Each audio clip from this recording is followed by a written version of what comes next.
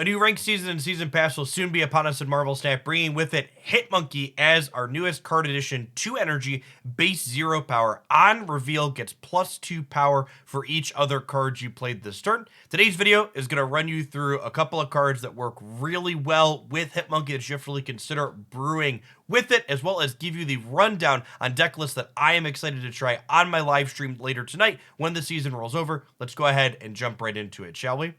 Mysterio is a card that I'm expecting to see inside of most successful Hitmonkey decks. 2 energy, 4 power. As you play this, play illusions to the other location. So the big difference between Mysterio and something like Squirrel Girl that adds squirrels to each of their location is that Mysterio actually counts as playing out 3 different cards for the sake of keeping up the illusion. This means if you play Mysterio and then play Hitmonkey for just 4 energy, you're getting 4 power wherever your real Mysterio is, and then you're getting 6 power wherever your Hitmonkey is, counting Mysterio and both of the clones as cards played before Hitmonkey inside of that turn.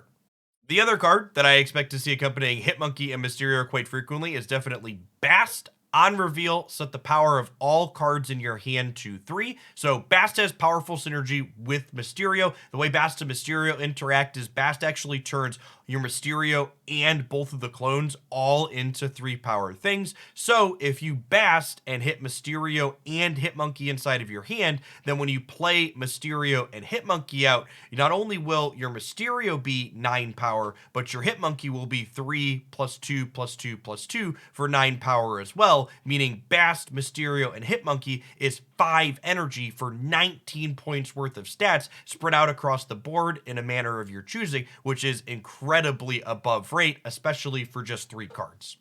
Our first Hitmonkey brew is a variation of one of my favorite style of decks in the game, and that is the Double Up archetype. This deck is essentially looking to play Moon Girl out on turn 4 or 5 to duplicate our cheap high attack power cards. The theoretical ceiling that this deck is able to produce is if we have Quinjet in play, making our Moon Girl duplicated cards cost 1 less, we can play Mysterio, copied Mysterio, Hitmonkey, copied Hitmonkey on turn 6 for 6 energy. The 2 Mysterios is 6 total played cards, meaning we have 8 from those, 12 on the first Hitmonkey, 14 on the second Hitmonkey, for a grand total of 34 points worth of stats spread out across the board in those final moments. Now, it is worth noting that this deck is all Series 3 plus Hitmonkey's cards, but it's probably worth testing something like Bast in the shell. Worth noting that Bast does have some anti-synergy with Titania and the Demon from Hood, but definitely worth trying out to increase how much swing we can have in those final moments of the game. When looking for other shells to leverage Hitmonkey inside of, the Sera interactive control list is definitely one that comes to mind. This deck is typically looking to save its plays for a big final turn after you play Sera on 5, and this archetype was often playing Mysterio to pair with Bishop anyways, so getting to leverage Mysterio alongside Hitmonkey feels like a natural direction to take the deck in. The theoretical ceiling for what this deck can generate is, say you have Zabu out in the early game, you play Sera on 5, and then your turn 6 can include things like 2 energy Shang-Chi, 2 energy Killmonger, a Mysterio, a Hitmonkey, for not only being incredibly interactive with whatever your opponent has set up on the board, but also putting an absolute mess of stats into play in a way that's going to be difficult for your opponent to predict.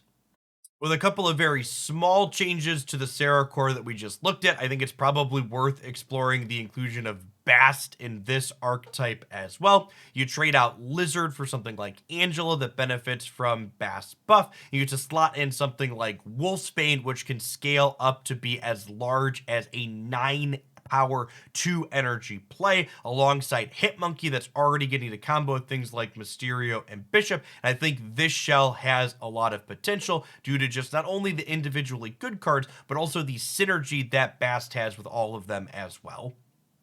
The deck I'm definitely most looking forward to trying out Hitmonkey in is variations of the Beast bounce deck that I've been playing an absolute ton of. Beast, returning our 1 energy things to our hand and making them completely free so we can play out this giant flurry of things alongside Hitmonkey in the final moments of the game seems incredibly sweet. One thing I'm definitely going to want to explore in this shell is, does the addition of Hitmonkey mean I still need to play things like Darkhawk, or could this deck perhaps move away from that package in favor of Shang-Chi or other interactive cards, with Hitmonkey being another card that provides a mess of stats to the board in those final turns. For our only Hitmonkey deck list in today's video that doesn't include Mysterio is because Mysterio has some anti-synergy with this deck's other key card, and that is Mr. Negative.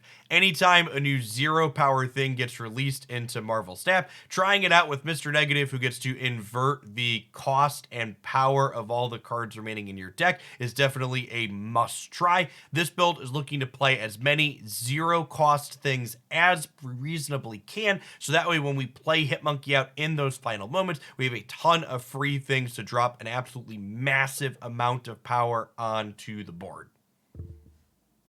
Last but certainly not least, something that I definitely want to make sure I give ample time to testing with Hitmonkey is the inclusion of various 0 energy plays to make it really surprising just how many stats we're going to be able to put into play on the final turn. The Wasp Yellow Jacket double Thor package pairs really well with Valkyrie, giving us lots of cheap things that she can set to 3 power, while also reducing our opponent's side of the board. And all of these things fit very eloquently in with our Hitmonkey that's looking to play out a flourish of stats as well.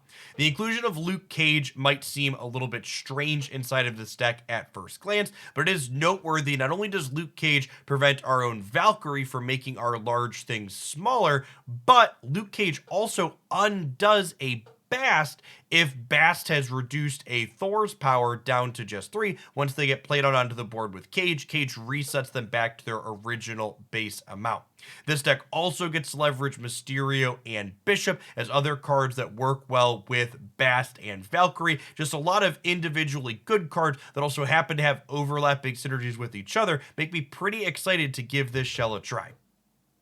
Hitmonkey is absolutely the style of card that I love playing in Marvel Snap, and if you want to see me jamming with these deck ideas for the first time when this card releases, be sure to drop by my live stream at twitch.tv/Jeff Hoagland at 10 p.m. Central tonight, where we'll be jamming with these new ideas for several hours after the season drops.